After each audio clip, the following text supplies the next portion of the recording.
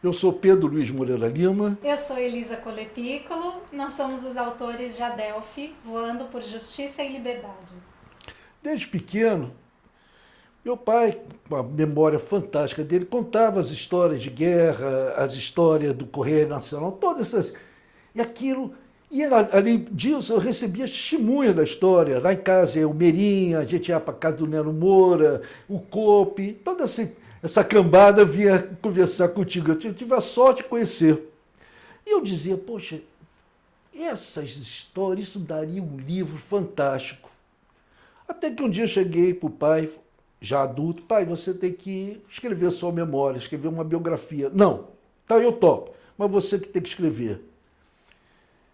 E com o intermédio do professor Fernando Mauro, nós começamos, intermédio de gravador, depois máquina de filmar, começamos a tomar depoimentos do pai e da mãe também. Até que um dia eu conheci, entrou na minha vida, essa moça maravilhosa, Elisa Colepícolo, museóloga, que organizou todo o acervo.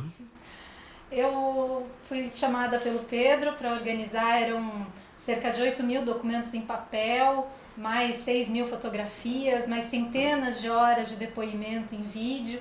A gente organizou todo esse material, catalogamos, digitalizamos, hoje ele está no Museu Nero Moura, no Rio Grande do Sul. E aí o Pedro me convidou para escrever a história. Então ele coordenou toda a narrativa, eu fiz a parte escrita e aí a gente agora está lançando pela editora Top Books com o apadrinhamento do nosso querido Dório Ferman e ele está saindo por esses dias, já está à venda pelo site da editora e em breve em sites de livrarias e também nas livrarias físicas. A gente gostaria de apresentar para vocês uma pequena sinopse do que vocês vão ler no Adelphi.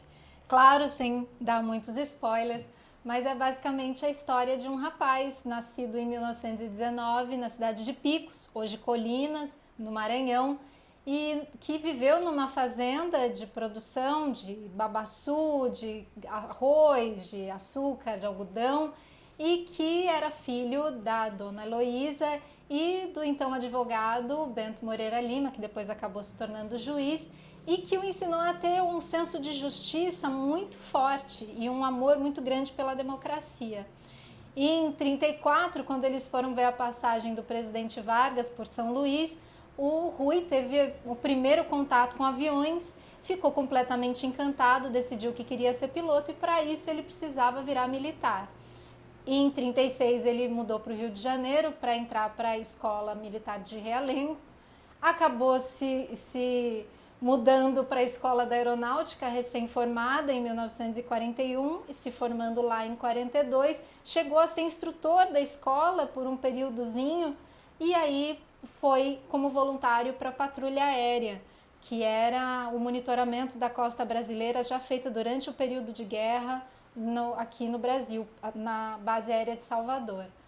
E foi de lá que ele soube da criação do primeiro grupo de aviação de caça através de pilotos que se voluntariariam para ir para a guerra na Itália. O pai, ao se voluntariar para o primeiro grupo de caça, foi um dos escolhidos.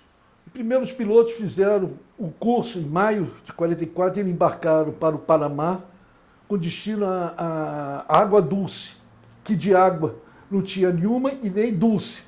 Era um troço muito seco. Eles fizeram o treinamento do P-40 e passaram como pilotos de caça. Logo depois, foram para os Estados Unidos, onde tomaram contato com o P-47, um tanque voador. E de lá partiram para a Itália, onde eles desembarcaram em 6 de outubro de 1944. Eram missões de guerra difíceis, duras. Um dos exemplos que posso contar foi que numa missão dele, ele ao atacar um jipe alemão, os soldados alemães, ele bombardeou o jipe, atacou o jipe, e os soldados alemães saíram correndo, eram 8 soldados, 9 soldados, e correndo para se esconder no celeiro. Mas o avião já estava muito em cima dele e ele matou todos eles. E você pode imaginar 8 metralhadores .50, o que fizeram? Esbagaçaram. Eles saiu muito marcados com aquilo. vomitando, não queria mais voar. Chegou, Rui, tá medrando? Não, que esses 8 soldados que eu matei podiam ter uma Julinha ao lado deles. E a guerra, como meu pai dizia, é tão cruel, injusta, que no final aqueles meninos se tornaram matadores.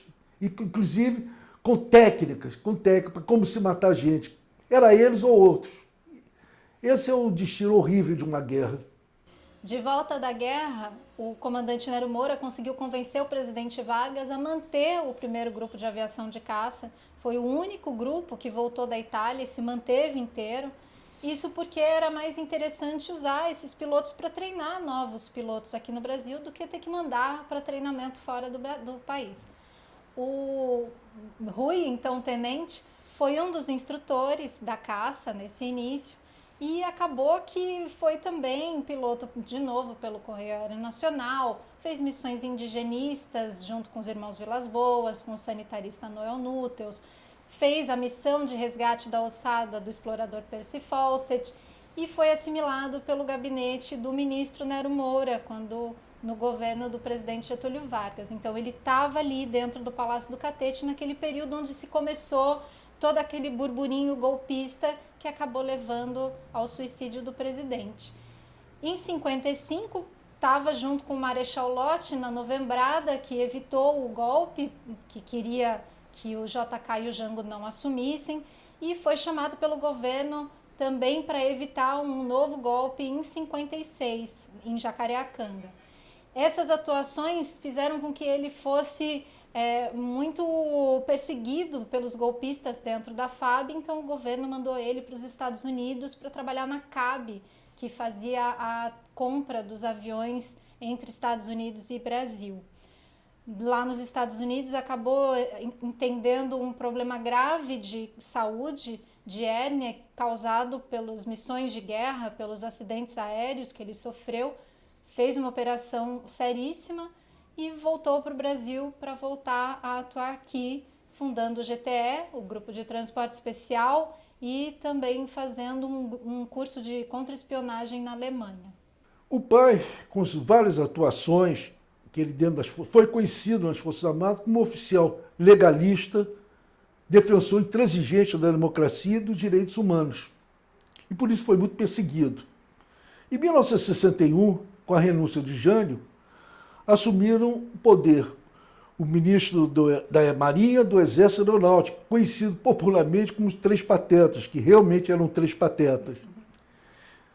Foi um momento grave. Nesse momento foi engendrado um atentado à vida do meu pai pelo Exército, pela Aeronáutica e pela Polícia Militar.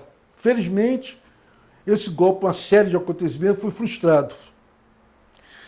Logo depois, ele assume a base aérea de Santa Cruz em 62, ficando lá até 64, acabando com o golpe militar. É importante ressaltar que todos os comandantes de base aérea foi a única base que não foi tomada à força. Ele teve troca de comando, espadim, marcha, discurso, etc. Ele não aceitou, não aceite ser preso em casa porque eu não sou bandido. Vocês me telefonem que me apresento. O telefonema tocou, ele se apresentou no Exército, depois foi mandado pela Marinha, onde ele passou 3 dias muito maltratado dentro da Marinha, até que protestos gerais, até externos, mandaram ele para o Princesa Leopoldina, que era um transatlântico, onde estavam todos os companheiros dele da aeronáutica. Terminada essa prisão, ele foi, como a carteira de voo dele foi cassada, ele não tinha mais direito até exercer sua profissão de piloto, e nem de ser assessor de qualquer empresa aérea. Aí ele teve que se virar, vendeu biblioteca, vendeu livros, vendeu milho em supermercado, banana, etc. Até que já mais tarimbado com esse mercado, ele fundou uma empresa, Jacel Jamboc, que era uma distribuidora ligada ao mercado de capitais, mas um mercado secundário, chamado incentivos fiscais. Logo depois ele sofreu outra prisão, foi sequestrado junto comigo, onde ele passou 3 dias sendo torturado, e eu fiquei dentro do doicode durante 5 horas, num lugar escuro, à procura do meu pai, onde meu pai estava. E esse foi essa vida pós-guerra, essa vida pós-golpe foi muito dura para todos nós, para mim, para minhas irmãs, para meus filhos e para minha mãe. Foi um período muito duro, e para eu, o pai também. Depois dessa prisão de 1970, o governo resolveu pegar um pouco mais leve com o então coronel Rui Moreira Lima, e as coisas começaram a ficar um pouco mais tranquilas na vida dele. Em 74, numa reunião dos colegas de grupo de aviação de caça, os Jamboks, ele teve a ideia de escrever um livro com as histórias todas do grupo durante as missões de guerra. Demorou 5 anos até conseguir compilar todas as histórias, e em 79, finalmente, ele conseguiu fazer o Sentapua, que ficou famoso. Hoje é um dos principais livros sobre a história da participação brasileira na Segunda Guerra Mundial. Em 79 também foi a vez que eles finalmente foram recebidos de volta nas bases aéreas, apesar de não terem sido reintegrados, apenas foram recebidos. E o governo começou a abrandar essa relação, mas não retomar os direitos. Então, a partir de 82, eles começaram a organizar associações para tentar lutar de volta os direitos deles. Então, primeiro foi a MIC, depois a ADINAM. Em 86, por causa de uma condecoração que eles ganharam do governo dos Estados Unidos, a Presidential Unit Citation, o governo foi obrigado a devolver as condecorações dos caçados que tinham sido tiradas deles, e isso acabou dando impulso para que eles participassem da Constituinte. Eles estiveram em Brasília lutando pelo direito à anistia ampla, geral e restrita, e pela queda do artigo 181, que impedia que eles pudessem pleitear na justiça os direitos que foram tirados deles com o AI-1. Em 1988, com a nova Constituição, surgiu a anistia, mas a anistia não era ampla, geral e restrita, porque ela impediu diversas categorias de ter os seus direitos de volta, sendo os militares, principalmente os militares. Como disse Elisa, com a queda do artigo 181, o pai entrou logo depois com o seu pedido na justiça, não pela anistia, pela justiça, o seu posto de major brigadeiro, porque ele tinha o direito por guerra, tempo de voo e tudo. Em 1991, ele ganhou o título pela justiça de tenente brigadeiro, de major brigadeiro. Mas a guerra, a luta pelos seus direitos não terminou aí. Ele continuou porque ele, pela nova lei da anistia, ele tinha o direito de ser tenente brigadeiro, o último posto da aeronáutica. Então, em 1995, ele entrou na justiça, mais uma vez, pleiteando seu posto de tenente brigadeiro. Em 2012, seus colegas já diziam: Rui, você já é tenente brigadeiro. A Justiça e o Supremo Tribunal e Superior Tribunal de Recursos já lhe deu. Chegou, não, só você é tenente brigadeiro quando sair aqui no Diário Oficial. Infelizmente, em 2013 ele faleceu, e somente em 2016 que ele ganhou o posto, saiu o posto dele no Diário Oficial. Infelizmente, em 2017, o governo recorreu. O espírito golpista, o espírito de ódio, o espírito de não reconhecimento continua vingando. E em 2019, o pai foi cassada a carta patente dele e ele voltou ao seu antigo posto de tenente brigadeiro, de major brigadeiro. E ainda, depois de todos esses anos de processo, infelizmente, a União não cumpriu com a sua parte e a família ainda não conseguiu receber tudo que tem direito e já está conquistado, já está sentenciado na justiça. Esse é o retrato atual do Brasil, infelizmente. O espírito golpista, o espírito de ódio, o espírito revanchista, da parte deles, continua o mesmo. E uma história tão bonita e tão importante como a do brigadeiro, de uma pessoa que passou a vida inteira lutando pela justiça e pelo país, não é valorizada, não é prezada, e ainda por cima, por revanchismo, tentam apagar e tentam abafar. E na biografia do pai, ele me exigiu uma coisa: meu filho, não bota tanta tinta nesses caras, porque eles foram muito safados comigo. Mas, em compensação, seus filhos tentaram de tudo para me agradar, uma forma de dizer, desculpe, brigadeiro, desculpe o mal que meus pais fizeram a você. Então, a biografia tem um espírito de união, de reconstrução do Brasil. Essa é a mensagem principal da biografia. Exatamente por esse espírito que o Brigadeiro tinha de agregar as pessoas, de valorizar as pessoas, as amizades, que o livro se chama Adelphi. Adelphi, que é uma palavra do grego que significa amigo, no sentido de amigo-irmão, que foi uma brincadeira que o Rui veio lá da juventude dele, de um cigarro que chamava Adelphi, que era um cigarro super forte, e que a música da propaganda do cigarro virou uma brincadeira entre os jovens nos navios que faziam o transporte deles para o Nordeste, e que o Rui acabou levando para o primeiro grupo de aviação de caça, e essa brincadeira acabou instituída oficialmente como grito de homenagem dos pilotos a todas as pessoas que fossem importantes ao grupo. Foi uma surpresa isso, porque na visita do general Cannon, que era o comandante do Mediterrâneo, da tropa aérea Mediterrâneo, foi visitar o grupo de caça, e o Adelphi era usado assim para brincadeira, nada muito sério. Até que o Nero Moura chegou e falou: Tenente Rui, fora de tropa, e deu o nosso grito guerreiro em homenagem à visita do general.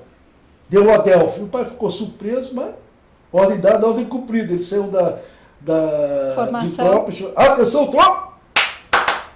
Adelphi! E Adelphi passou a ser um troço sério. Passou um grito de alegria quando se cumpriu uma missão, um grito de saudade e de dor quando morria um piloto, ou ficasse por lá como prisioneiro. E Adelphi hoje é uma palavra nesse sentido, de saudade, de alegria, e é utilizado hoje, até hoje, na aviação de caça brasileira. Inclusive tem um esquadrão de caça chamada Adelphi.